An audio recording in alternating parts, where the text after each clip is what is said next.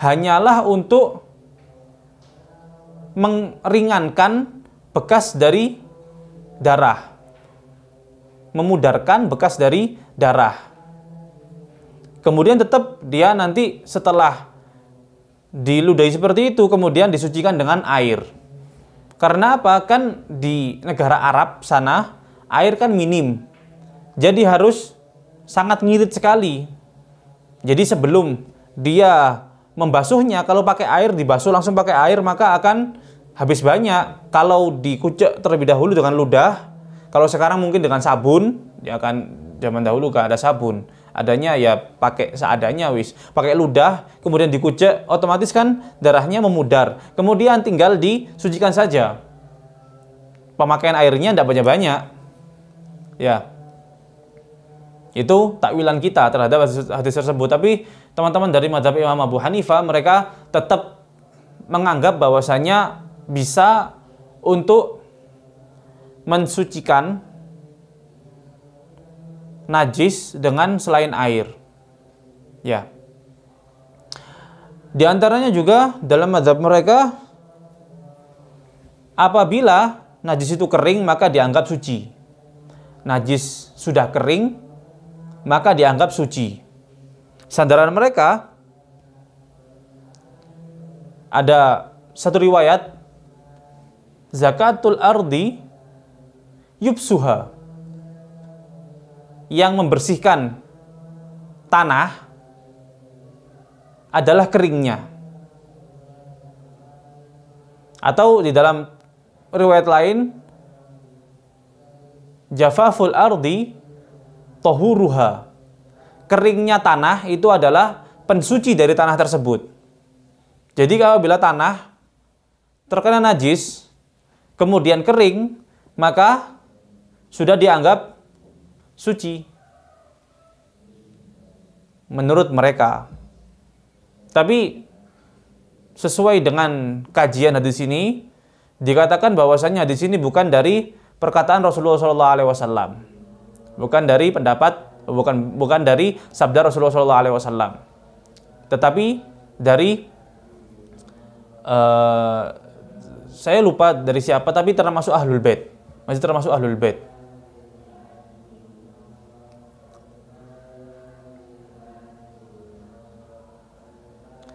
Jadi madhab zaman dahulu itu banyak. Setiap orang, setiap ulama, mereka itu dulu mempunyai kemampuan untuk ijtihad. Jadi mereka bisa untuk mengambil hukum sendiri tanpa harus taklid. Sehingga banyak pendapat-pendapat seperti itu. Tapi apabila kita tidak sampai dalam derajat mereka, ya kita harus ngikut. Dengan apa? Dengan mazhab yang paten. Dengan mazhab yang paten. Apabila mazhabnya cuma sekedar riwayat, maka itu masih diragukan. Tapi apabila sudah dibukukan, ya kan mazhab itu kan banyak. Al-Imam Ja'far As-Shadiq, beliau itu mempunyai mazhab sendiri. Al-Imam Zaid, beliau itu mempunyai mazhab sendiri, Zaidiyah. Terus ada mazhab Al-Abadiyah, ada mazhab Sufyan Ats-Tsauri, ada mazhab Sufyan bin Uyainah, ada muridnya dari Imam Abu Hanifah juga, Muhammad bin Hasan juga mempunyai mazhab, terus Abu Yusuf juga mempunyai mazhab, Zufar juga mempunyai mazhab. Itu kan banyak mazhabnya. Tapi mereka tidak membukukannya. Kelemahan mazhab itu tidak membukukannya. Tapi mazhab Imam Syafi'i, beliau membukukannya, atau muridnya yang membukukannya. Imam Syafi'i sendiri beliau mempunyai kitab Al-Um sebagai pokok pedoman dari mazhab.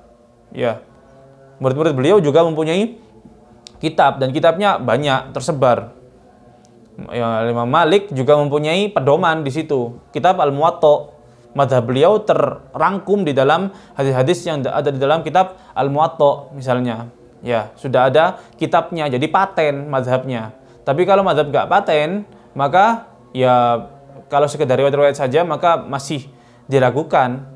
Dan jangan sampai kita itu beribadah atau kita itu bersyariat, beragama hanya dengan karena katanya dan katanya.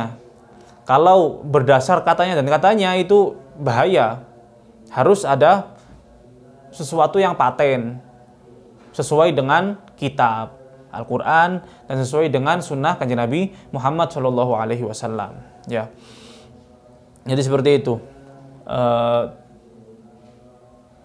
Dan masih banyak di dalam mazhab Imam Abu Hanifah itu cara untuk mensucikan najis. Dalam mazhab kita, mensucikan najis itu atau menghilangkan hadas itu ya dengan air. Pokoknya dengan air, dasarnya itu dengan air. Kalau misalnya ada sesuatu yang menghalangi untuk memakai air,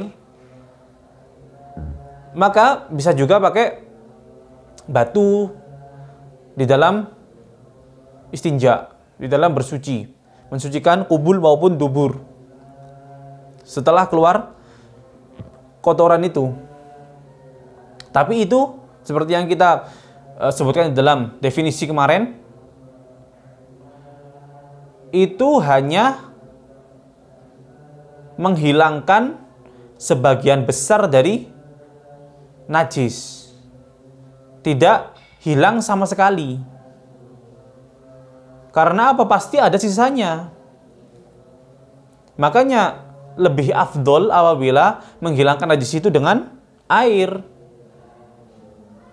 Karena apa? Bersih total. Ya.